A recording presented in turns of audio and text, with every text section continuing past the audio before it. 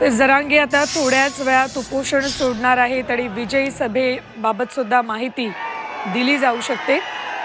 प्रचंड गर्दी या ठिकाणी मराठा आंदोलकांची जमलेली आहे। आजूबाजूच्या इमारतींमध्ये सुद्धा आंदोलक भगव्या टोप्या घालून जमलेत। जरांगेंच्या स्वागतासाठी म्हणून जेसीबी मध्ये फुलं ठेवण्यात आलेली आहेत।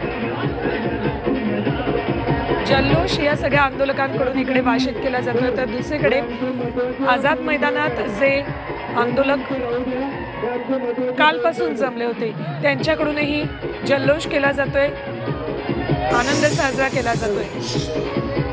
नाचत गात भगवे झेंडे फडकवत हे सगळे आंदोलक आनंद साजरा करतायत। विजयी गुलाल उधळण्याची तयारी या सगळ्याच आंदोलकांकडून करण्यात आलेली आहे। आता मुंबईत विजयी गुलाल उधळून मगच माघारी परतणार असा ठाम निर्धार या सगळ्याच आंदोलकांनी केला होता आणि त्यानुसार आज मुख्यमंत्र्यांच्या हस्ते ज्यूस पिऊन जरांगे उपोषण सोडतील आणि विजयी गुलाल उधळला जाईल। जरांगेंचं औक्षण करण्यासाठी महिलांची ही प्रचंड गर्दी या ठिकाणी झालेली आहे। विजयाचा आनंद साजरा करत असतानाच छगन भुजबळांना टोले लगावायला सुद्धा जरांगे विसरले नाहीत।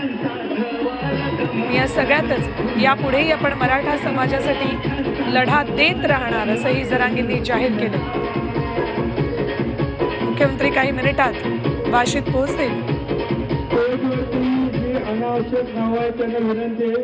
पोलीस प्रशासनाला सहकार्य करा।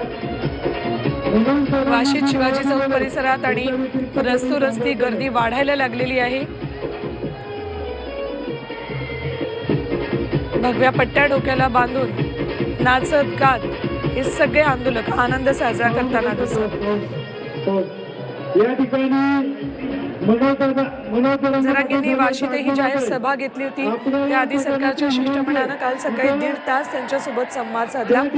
या चर्चेत सुद्धा अंतिम तोडगा निघाला नव्हता, त्यामुळे आजच्या दिवसाचा अल्टिमेटम जरांगेंनी दिला होता। त्यामुळे आरक्षण मिळालं तर गुलाल घेऊन येऊ, अन्यथा आंदोलनासाठी मुंबईच्या दिशेनं कूच करू असा इशारा त्यांनी दिला होता।